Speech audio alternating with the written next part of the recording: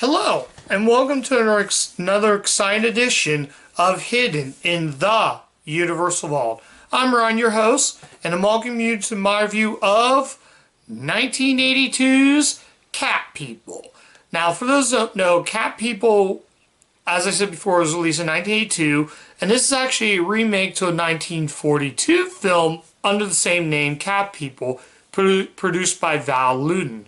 This remake was directed by Paul Schrader, who wrote Taxi Driver, and he actually will go on to direct another movie that I've seen before, Autofocus, from 2002.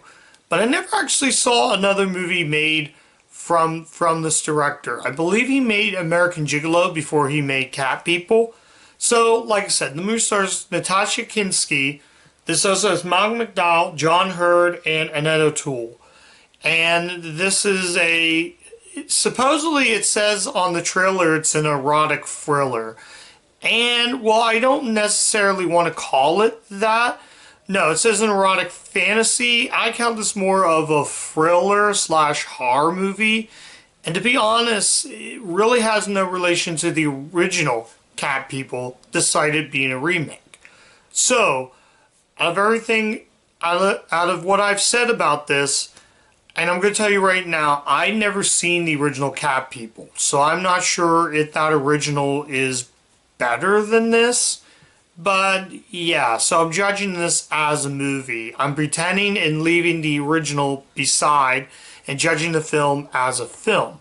So what did I think of it is? Pretty fun. Pretty good movie. So yeah, let's talk about Cat People, shall we? And let me read you the plot right here. Irene is a beautiful young woman on the bridge of sexuality. Sexuality.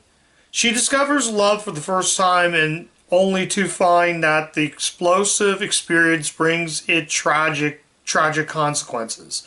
The tremendous passion of this girl's first romantic love is strong. However, bypassing the chaos around her, including her brother's extraordinary demand, as it pushes her onto her own bizarre destiny.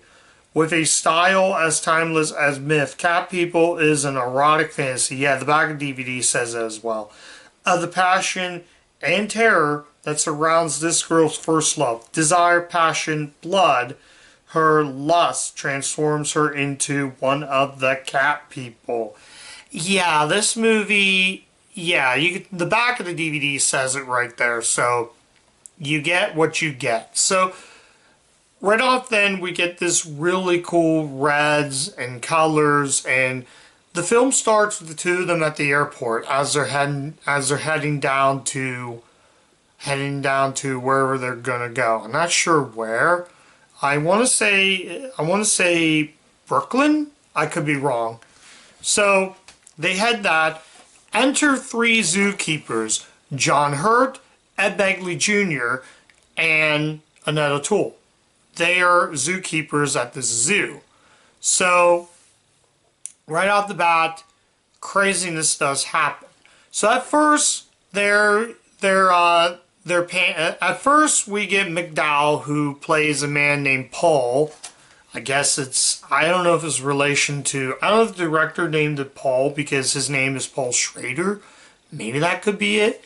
So, basically now, and interesting enough, Ed Begley Jr. would get directed by Paul Schrader again in a bit role in 2002's Autofocus. By the way, that's a good movie too.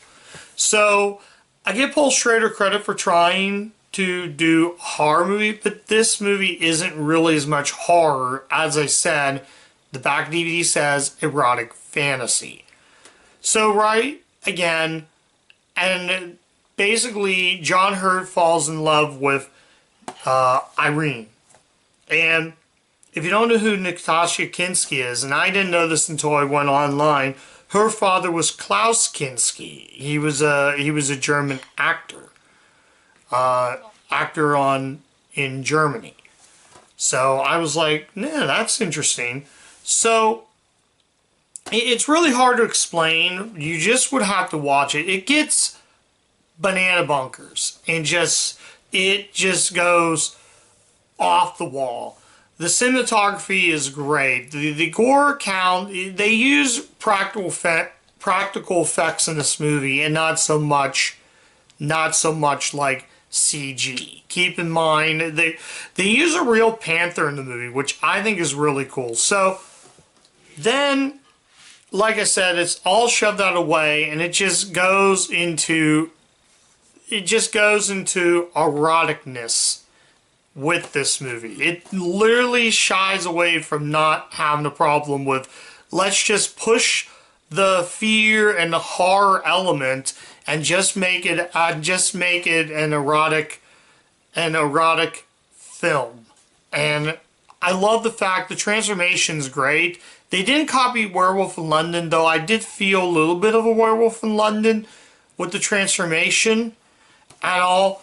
I love the fact, though, and this isn't a spoiler right at the beginning, we see Bagley Jr., who plays the guy that works at the zoo.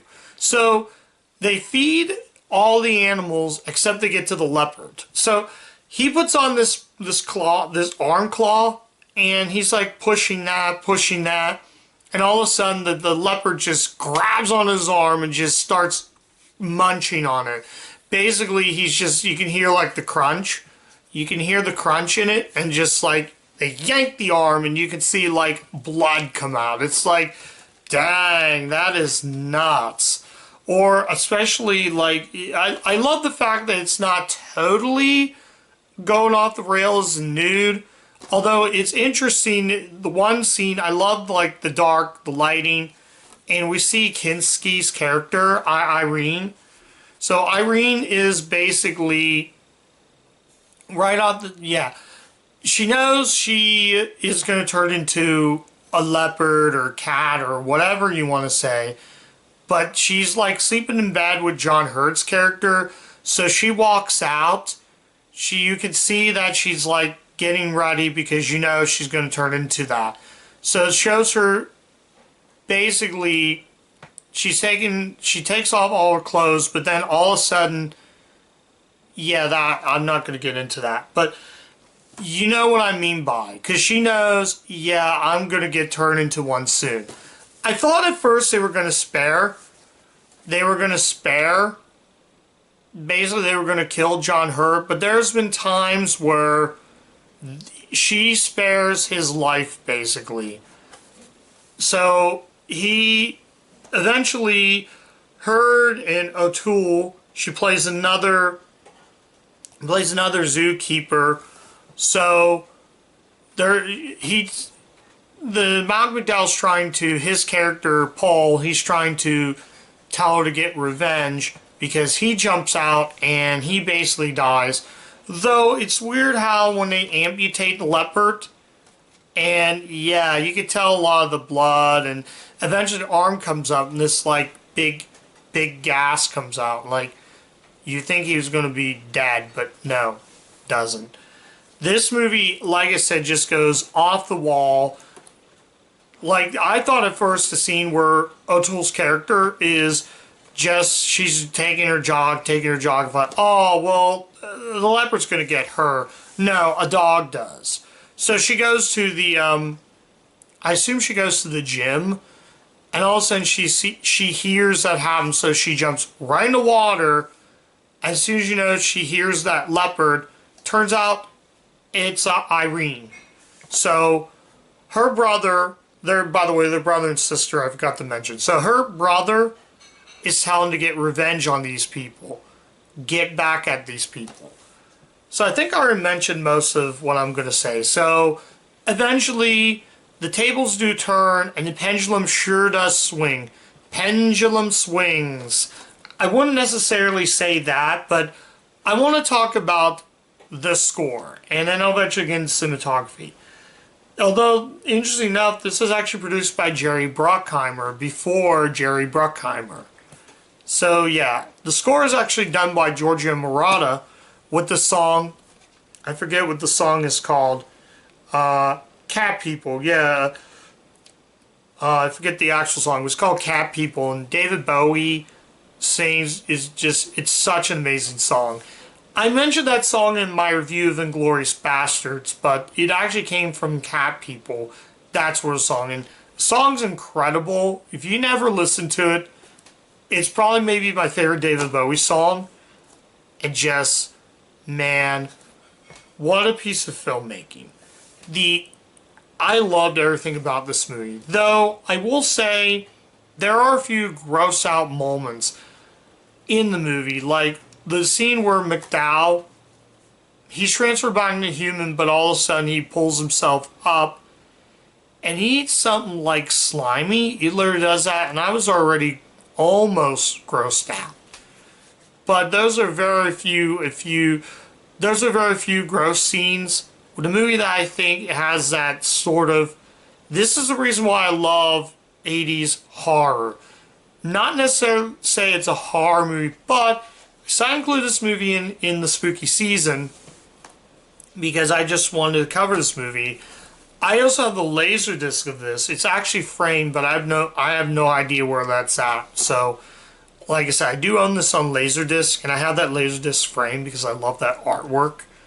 So yeah, this movie is really good. I thought this was going to be bad, but I will say it's the performances. It's the style of the movie. I think I like the style. I mean, yes, you're not supposed to take it serious, and yes, you're not supposed to compare it to the original 1942 film. That movie, from what I heard, had more fear. This was just, let's just push aside that original, and just go bonkers with the movie. Just go that creepiness of the film. Yes, there is a good amount of nudity, as I said before, in those scenes. But I mean, it sort of works because, yes, when you're going to transform into any animal, yes, the clothes are going to rip off. Go watch American Werewolf in London. That movie showed people getting their clothes ripped off when they're going to turn into whatever animal that they're going to turn into. But I think it's like more slow paced because, like when Kinski turns into that, you can actually see the prosthetics. There's some really good prosthetics and makeup effect. Like I said again, this is just a blast. So, like I said, I think I mentioned everything. Like I said, the only flaw I had in the film was it is a little too gross, but I think that's like the only flaw of this movie. The nudity, your mileage may vary on whether this movie should have cut low on the nudity or add more of it. I don't know. So, yeah, I think that's about it. At the end of the day, yes, I say to cat people, I say go check this out. This movie might not be for everyone, but if you want a good movie to watch for the spooky season, this is a good way to watch the movie. And for me, I had fun with this movie. I think Natasha Kinski, I'm like almost tongue-tied on that name. I think she's a really, really smart actress. And Natalie O'Toole's another one that I feel is really good in this. The only other movie I've seen was, and I grew up with the TV movie It, and I saw that in high school, but never actually seen a movie in the supporting role. John Hurt is good in it as well, playing another zookeeper. Most people know him as the dad in Home Alone. So there you go. I've watched I believe it's 3 movies with Home Alone stars. John Hurt with Cat People, and the uncle with Secret of My Success. So, yeah, I think that's really about it. So, check out Cat People. Yes, if you like the original, but as I said, push the original aside. Give this one a watch. I know it's on everything now. DVD, Blu-ray, 4K. If you're on VHS, you can watch it on VHS. If your store has a rentals, if you sell a mom and pop rental store and this is available to rent, then yes, I would say give this a rent, give this a watch. I'm going to recommend Cat People for the spooky season. So let's go ahead and rate this right now. I'm going to give Cat People a 4 out of 5. I think the movie is good for what it is. I think the cinematography, the the the practical effects is good. They at times they actually use a real panther. Also, the zoo scenes and like the cages of the animals in the cage, all the zoo animals in the cages was actually filmed at Universal Studios, but most of it was filmed, I believe, in New Orleans. I'm not sure. It looks more like Brooklyn than New Orleans, but that's all I'm saying. So I figured this was sort of tough because there are things I liked about it and things I didn't like. So that is why I've locked it in, and a 4 out of 5 I think is the right rating to give it. So yeah, 4 out of 5 for sure. So yeah, go check out Cat People.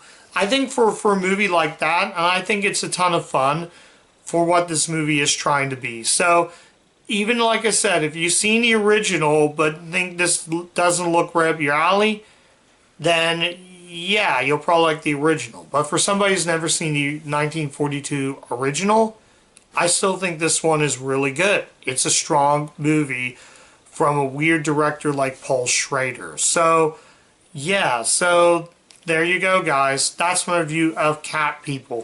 Thank you guys so much for watching. If you did like the content of the channel, like, comment, subscribe, click the bell, ring the bell to get all my video notifications so you don't miss a single video on my channel. I'm on Letterboxd, guys. You can check me out there. You can check out all the stuff I post up there. I rate the movies before I go ahead and review them. Just lots of stuff on the channel. You all know the spiel.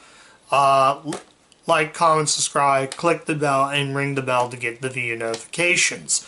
Let me know what you guys think of Cat People. Did you like this movie? Did you not? Did you think that it should have never been made? Who knows? I would like to hear some thoughts, guys. So yeah, like I said, check out Cat People. It's definitely for what it is. It's a fun movie. It's not perfect. It's not a great movie. It's a very good movie. So yeah, so like I said, check out Cat People.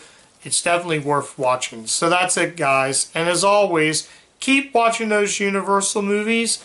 And I'll catch you guys next time. Bye.